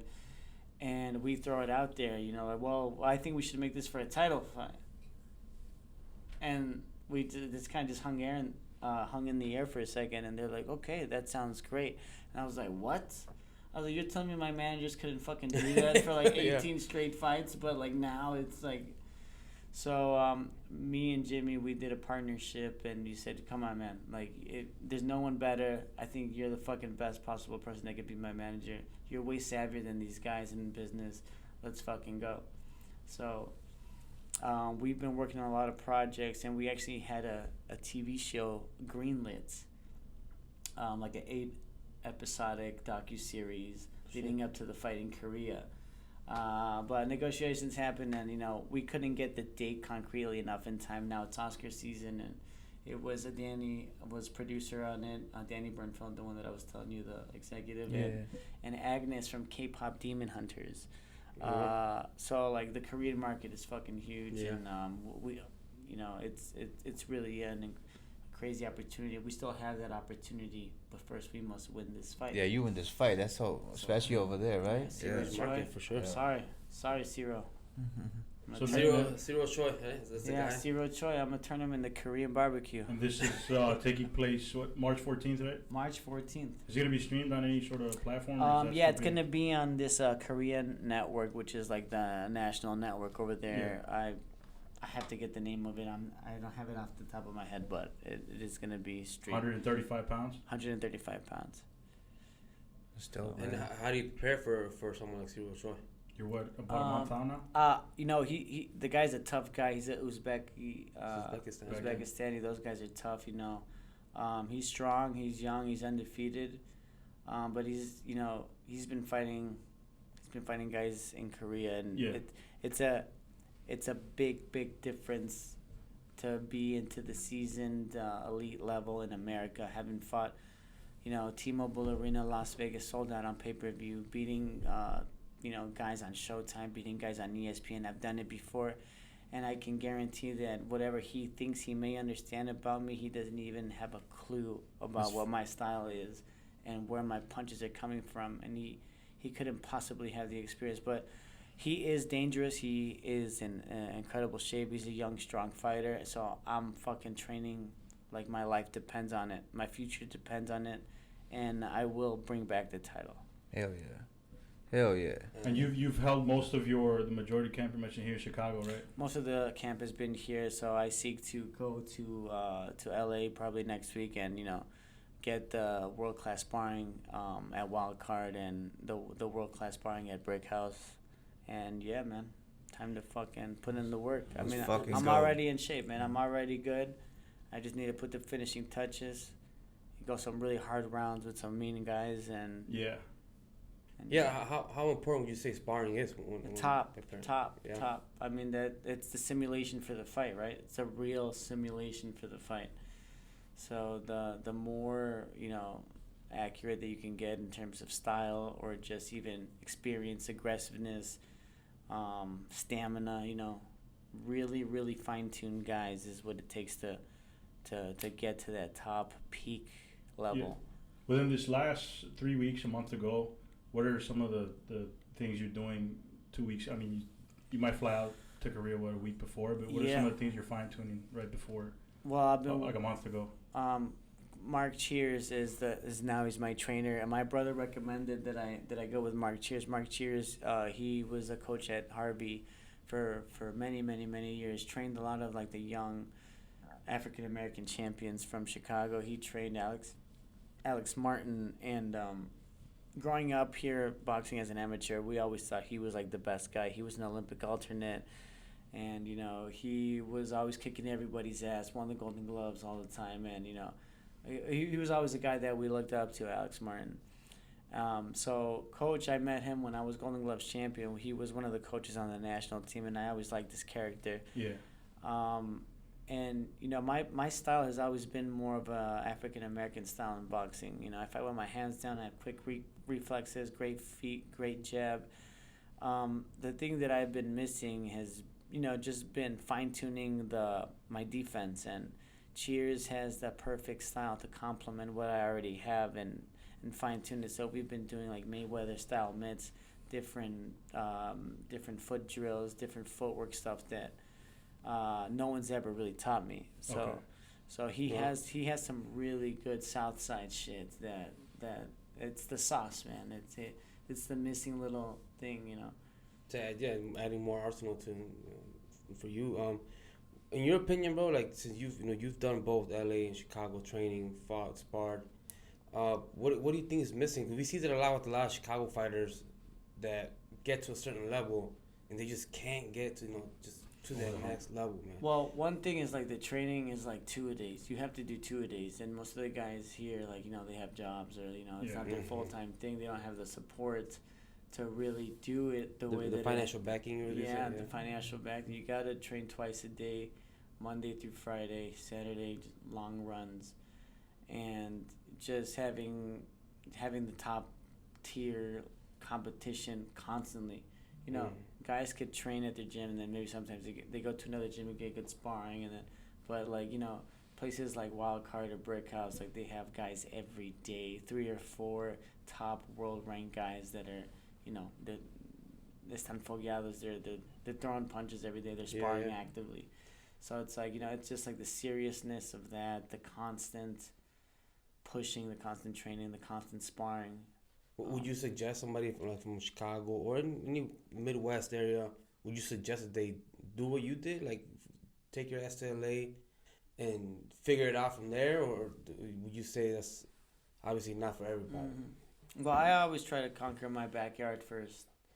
It's the same thing with stand-up, same thing with anything like that in entertainment. It's like you got to prove yourself in your ground first, and then you know, once you've conquered that, then go see what it's like other places. But I think the most important part is, like, don't sign right away to like a major promoter, because whether they have their best intentions for you or not is yet to be seen. Mm-hmm. Because you're perfectly malleable and you're perfectly useful when you're first starting off. But it may not be in your best interest. I think the most important thing is to be active. Signing like I did with a smaller promoter that kept me active for many years allowed me to get real smart and get real experience. And I was a winner, and I was the main guy. I was selling out the casinos, and the pay wasn't much, but I was getting that A-side treatment, you know. Yeah. And I think that's the most important thing, just to be as active as you can be, starting off young. And then once you get to, like, you know, the 18-0, 19-0, 20-0, now it's worth it to sign with a big promoter, because they're going to see you like, okay, this guy's already established. Yeah. As where he could have like 10 other young undefeated guys, but we really want this other guy to be really good. And then all these young undefeated guys are just the perfect opponents to move their other pieces, you know? Yeah. So that's all. I mean, I'm not saying it's always like that, but, you know, it's definitely an important part of the game. Gotcha. That's actually a good point, because like you are the focal point of a smaller promotion, right? Yeah, they're not gonna pay you much anyway. You're not down the pecking order if you're like I said at the younger age and you only got like 5 fights, but you're down the pecking order, so you're not that active at the point, right? So yeah, makes a lot of sense, bro. For me, not that you're overlooking your opponent by any means, but as far as obviously you're a veteran in the game now, as far as longer term aspirations, do you still see yourself challenging for a world title at either, you said you can't make 130, 135, 140, there's a lot of talent around there. Yeah, well, 135, you know, I'm going to take this guy's title, the WBA Asia title. I mean, there's 2 billion people in Asia. I think it's a pretty significant title. Hopefully that'll get me, I think that'll make me number 1 contender for the WBA world title. And there's vacant title. Shakur they just took his title away to WBC. So there's a vacant WBC title. There's a lot of guys, you know. But yeah, I'm ready to fight at 140 as well. But this will get me back in world title contention. I'll be one of the top ranked guys in the world, you know. And is there one guy within 135, 140 that you look at and you're like, I want that? I would love to fight Keyshawn Davis. I think he's annoying. I would want you to be Keyshawn. Yeah, we would love that. He's annoying. Yeah, man. Really, I'll fight anybody. Whoever has the belt, that's who I want to fight. You know, I've already fought the toughest and meanest guys that everyone was scared to fight. I've learned from it. I know what I can take, you know, and I know that now that I have all my energies in line, my focus is there. I've done what I thought was possible, was to do it myself, be an independent thinker, manage my career, and, you know, make decisions for myself and not be under the shoe or will of anybody, you know. And, you know, but now, you know, I think I'm still going to talk my shit and believe in myself and know that I can beat anybody in the world. My experience has humbled me. I've had to start over. I've had to really look at myself and know that, you know, now that I've put in the work and, you know, made the connections to overcome the one-sidedness of boxing, now it's time to get back to the roots. And the root was, it was never about being a guy in media. It was never about being famous. It was never about, being treated like this or that. It was always about how pulling off something badass in the ring made me feel. To feel like a fucking fighter. That's what made me fall in love with boxing, because I was different from everybody, because I was tough enough to do it. I was smooth enough to do it, and to pull off a performance that I'd be proud of. I the reason why I got into this was to become a champion, and no other reason. And the business makes you forget, or make you want to compete in other different ways, and especially this whole social media fucking wave is fucking lame as hell. What do you think Joe Frazier, Sugar Ray, Tommy Hearns, Roberto Duran, they would have laughed at these little fucking at these little beefs that people have? It's like, oh yeah, my girl, no, I have more followers than you. No, you ain't nobody. It's like, get the fuck out of here. These guys were like grown men with real problems, fighting for titles, fighting for prestige. Preach. Fighting for prestige, fighting for fucking merit.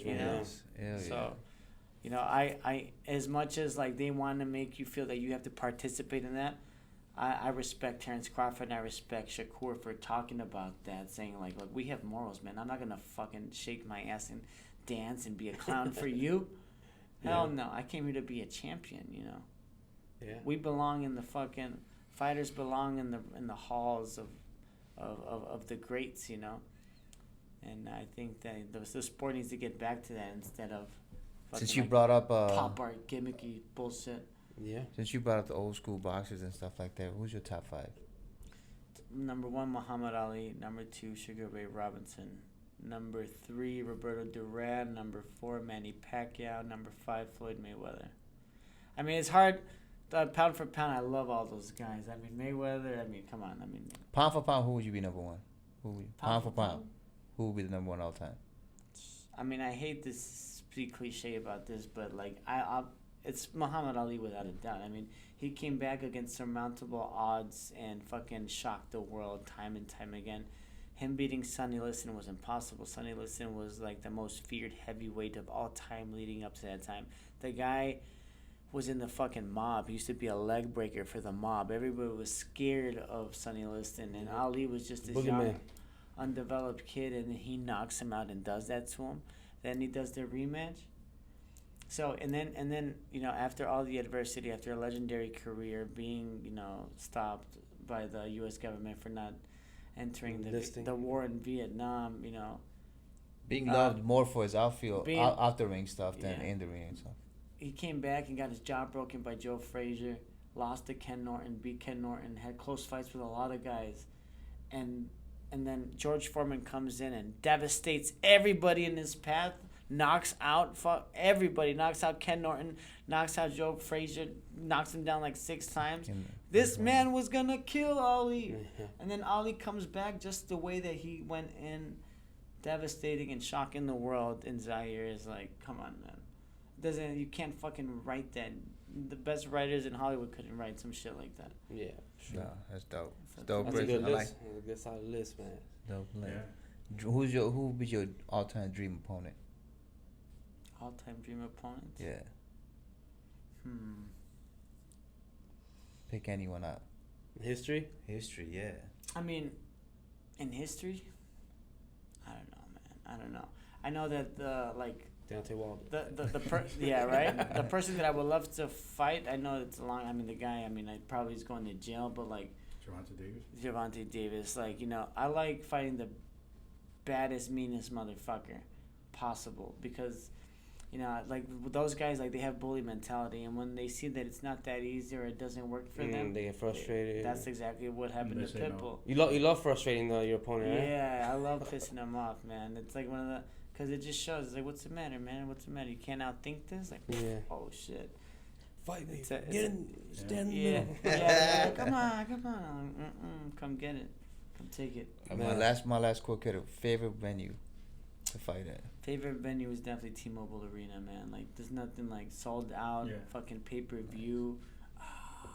It was truly an incredible experience, man. Damn. I mean, it's things that most fighters will never ever get to feel, man. So I commend you on all your success, brother. Really appreciate you coming up, man. Pulling up to the podcast. it means a lot to us, bro. Being not only our first guest, but to be somebody that fought at your level and that's gonna keep fighting, is going for the WBA championship. To us, that's huge, man. So that's love, man. And you already know whatever you need from us. You know, we're definitely here to help you, bro. Back bring you this up. title back, baby. Bring that title back. Just hang the motherfucker up. Brother, you've always supported me. I'm happy. Like, first of all, like, I love your fucking brand. What it means to the Latino community to have something to elevate us, and like, you know, the name in itself, like Gente Fina, just is like a good reflection of like the fucking. How we are as people, we got fucking style, we're upper echelon, and I think that's what your brand represents, and I appreciate you carrying and telling my story is definitely greatly appreciated. It's very rare, man. A story like yours is very rare, bro, so you know, definitely keep your head up, bro. Don't those losses that you've had, man, I'm glad you've like seen as like learning experiences, bro. I'm excited to see you, man. I'm excited to see you back in the ring. We're super excited, man. Let us know how we can tune in. Send me the links. I'll make sure to post everything on there. But, well, where can they follow you on social media, bro? Follow me on Instagram at Gio Cabrera Boxing. Look out for Gio, man. He's going to be huge in Hollywood, big in the ring, man. Big on the comedy scene. Big in the comedy scene. Appreciate you, man. Thank you everybody for tuning in. Comedy store. Please like and subscribe. The Low Blow Podcast. Gio, once again, thank you, brother. Appreciate you, man. Appreciate you, man. Peace. Hey, go ask me the question now. Outside, we're not just not fucking. Oh, so you know the Ball one? Yeah, ask him the fucking question. So you know, Nick Ball just lost to Figueroa, right? Yeah.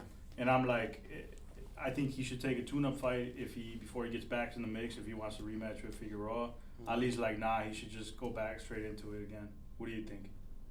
Yeah, I think you should just go back into it again. I'll see you guys. Why do you think? I just want to know why. It's the mental thing, right? Like, It's just the mental thinking, thing. Yeah, It's the mental absolutely, thing. But if he got knocked out like that in a fight that was losing on the scorecards, Then getting knocked out doesn't. I mean, look, he got caught, and that's fine. But it's like you didn't get fucking your ass beat for 12 rounds, right? Like, yeah, he was in it. He was in the fight. Yeah. Up until that point. So That's a good point. I didn't even make any good point. He just said. Yeah. We were asking him why. He was just saying that. He wasn't breaking it down. Yeah. All right, bro. Hey, good luck, man. If we don't, we'll definitely tune in, bro.